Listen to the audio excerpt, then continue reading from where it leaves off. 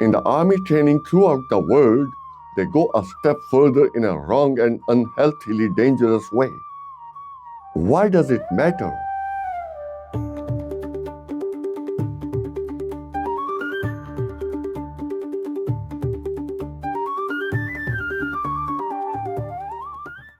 My name is Ladi Ojas. Welcome to Skeletal Leap, a living adventure. Skeletal Leap transforms one's life into a personal heaven. Today's episode will tell you how I cracked the code of instant throat chakra opening. From pectoralis muscles, including pectoralis major and pectoralis minor, I moved on to deltoid muscle now. I was trying to crack the code of instant throat chakra opening. Contrary to the heart chakra distorting the cervical vertebral posturing caused by emotions generating muscular armor, the throat chakra distorted C5 and C6 posturing caused by the action of gravity on the shoulders.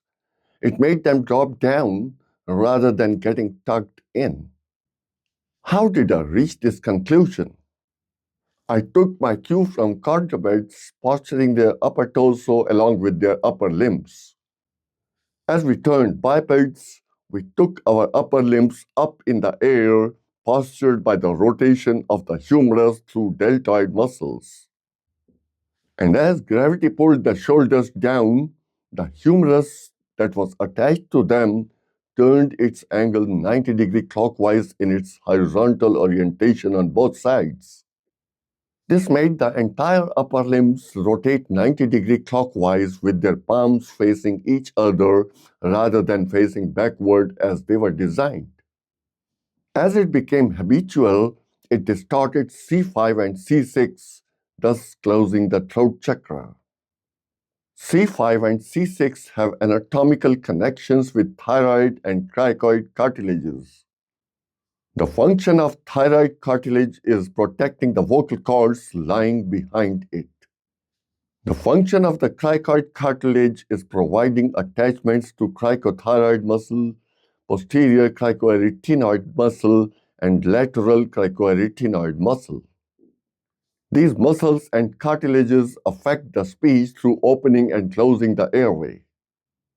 Moreover, the changes in the angle between thyroid and cricoid cartilages change the pitch of voice. The dropping down of the shoulders brings a number of other habitual postural changes in the upper torso, including the orientation of the shoulder blades and collarbones. And it was the orientation of the shoulder blades that I was looking for while cracking the code of instant heart chakra opening. I had actually got stuck while maneuvering my shoulder blades with the help of pectoralis minor, as it hadn't made me as sensitive there as relaxing pectoralis major had done to my chest. In the army training throughout the world, they go a step further in a wrong and unhealthily dangerous way. They train soldiers in tucking the chest out while the shoulders are still drooping down. It orients the shoulder blades, bringing them closest at their lower extremities. No one has yet analyzed that it turns them aggressively violent rather than passively timid. But it has been serving their purpose of turning their soldiers brave, even if violently, and they are happy with it. But when I rotated my upper limbs through activating the scapular fibers of deltoid, like in rowing movement, the orientation of the shoulder blades perfectly fell in place, maneuvering them closest to each other at their upper extremities. It now perfectly matched my sensitivity through stabilizing my shoulder blades to the empathetic sensitivity at my pectoralis major through protruding my chest by spreading my shoulders out to do away with my inward tuck. It had also aligned the collarbones with the neck on both sides rather than running perpendicular to it. Pectoralis minor and deltoid muscles had done a wonderful job in collaboration with each other to turn the entire upper back equally sensitive at all its locations. In other words, the heart chakra and the throat chakra had done this wonderful job in collaboration with each other. This confirmed that these two chakras were the part of the upper torso chakra group supporting each other. Let me talk here a little bit about developing the skills of communication, which is the hallmark of an open throat chakra. The communication skill in the context of throat chakra is basically a vocal expression of the instinct of interaction through a tool called language. It's a highly specialized skill that humans alone have developed in their tongues with the help of vocal cords through their evolved brains to interact in a deeply subtle manner. When we utilize it properly, it rewards us with sharing our life experiences in their full depth with one another. Why does it matter? It matters because it fills our life with colors. The better we are in communicating with others, the more interesting a person do we come out as. Everyone feels like interacting with such a person. The more we interact, the more stories get added to our life journey. These stories are the essence of our life. Whenever we interact with a stranger, we add a new story enriching our life. Not only our own life, but the life of the stranger as well. Who knows which interaction takes you where you have never been before? How do we do so? How do we communicate better and interact deeper? For this to happen, we need to be interested in the person first of all. Are we? We need our heart chakra to be open for this. If it is, we are sensitive to what the person has in store to interact with us. It spontaneously turns us empathetic to them. The communication of empathy doesn't even need language for it. When it's there, it radiates with every single action we do. It's, in fact, the highest form of love that radiates from one's mere presence. The second condition is that we should be interested in what the other person wants to interact about. Are we choosy or are we open enough to listen to whatever the other person feels like interacting about? It again comes from the sensitivity that an open heart chakra provides us with. The third condition is that we need to listen more than we speak. We again need an open heart chakra for being able to do that. It's not the quantity of how much we speak, but the quality of what we speak and how we speak that adds to the quality of interaction. For this, we need an open throat chakra at our disposal. When we need to speak, we need doing so with a passionate voice. The quality of voice matters a lot. If it is passionate, it echoes with reverberations in it. These reverberations tell us that we are feeling the person to the depth of their heart. It goes contagious. The other person feels us to the depth of our heart as well. It certainly requires an open throat chakra. Also, when we need to speak during the interaction, the language that we use needs not only to be logically to the point, but also passionately so. It needs to speak its own story as an excellent piece of art. It's the beauty of the throat chakra to be able to create that art while we speak.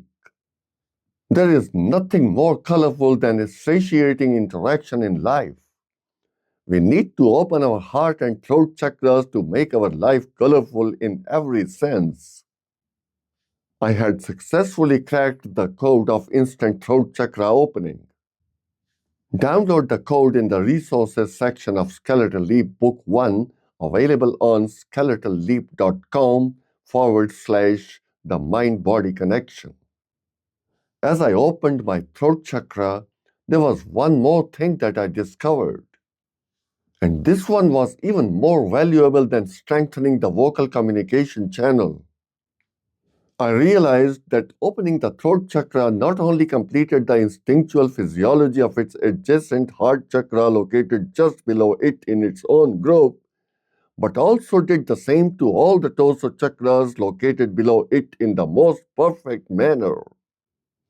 It was a striking revelation that made me realize that the throat chakra was actually the king of all the five torso chakras, exactly like the crown chakra is said to be the king of all seven chakras. It told me that we cannot ignore this chakra not only for opening this one alone, but also for perfectly opening the rest four of them below it in the torso. It made the complete torso group of chakras a supergroup comprising the lower torso chakra group and the upper torso chakra group. Also, the open throat chakra creates a support base, raising the levels of C3, C2 or axis, and C1 or atlas, supporting the skull at a higher level from below. Hence, it prepares a ground for the skull chakras to open way more easily than it would have been possible without the said support base. I will explain it in greater detail in my next episode, telling my story of opening the skull chakras finally once again after having them opened in the very beginning of my venture of cracking the code of instant eyesight improvement. Actually, that was the coincidental leap that this entire journey had started with. Owing to all the earlier mentioned revelations, the throat chakra certainly deserves to be given the status of the second most important chakra to open in the human body. Anyway, though it's tougher than the rest of the chakras below it, we still need to make the code of instant throat chakra opening our first nature by keeping the earlier mentioned new orientations in place 24/7. These include the following ones among them.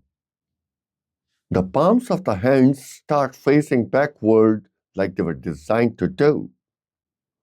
The shoulder blades get stabilized with their upper extremities maneuvered closest to each other. Collarbones get perfectly aligned with the neck on both sides. It also turns the entire torso absolutely taut, complementing the rest four torso chakras below it, opening them in an absolute manner. And the most important thing is that the shoulders raise themselves against gravity, increasing the effective length of the entire vertebral column with both its double S shapes intact. This also raises the levels of C3, C2 or axis, and C1 or atlas, supporting the skull at a higher level from below. At this point, let me enlist the main features of deltoid muscle, including its anatomy and physiology ahead. Innervated by auxiliary nerve from the anterior rami of the cervical nerves at C5 and C6, the deltoid is located on the shoulder. It comprises three sets of muscle fibers. Number one, anterior or clavicular fibers assist pectoralis major to flex the shoulder. Number two, posterior or scapular fibers assist latissimus dorsi to extend the shoulder like in rowing movements. And number three, intermediate or acromial fibers perform shoulder abduction. Out of these three, only the posterior or scapular fibers keep their associated vertebral upper S shape intact at the C5 and C6 vertebrae. The other two tend to turn it into an inverted C shape. Also, when we stretch our body for relaxation, the posterior fibers perform alone. Hence, it's logical to deduce that the action by the posterior fibers is the most relaxed state of the muscle. When we make it our first nature, it keeps the throat chakra open. But when we keep it postured in any other way, it closes the throat chakra. It does so by turning the upper S shape of the C5 C6 vertebrae into an inverted C shape. The action by the posterior fibers is also the one that brings the top ends of the scapulae closest to each other. It also aligns the collarbones along the neck, giving it a 180-degree freedom. And this freedom that the head experiences on the neck facilitates the opening of the throat chakra which then becomes ready to open the next chakras, that's the ones in the skull. It opens our pathways to intelligence and logical communication. But if it's closed, it corrupts our communication and logical comprehension.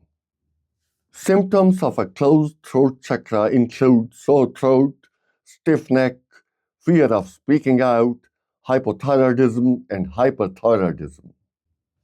As usual, there is the same caveat here as well. You guessed it right. The throat chakra cannot be effectively opened unless the root, sacral, solar plexus, and heart chakras below it are already open. Thanks for listening to this episode of Skeletal Leap, a living adventure. In the next episode, I will tell you how I cracked the codes of instant third eye chakra and crown chakra opening. Be a part of Skeletal Leap community. Subscribe to Skeletal Leap newsletter. Click on the link in the description to subscribe.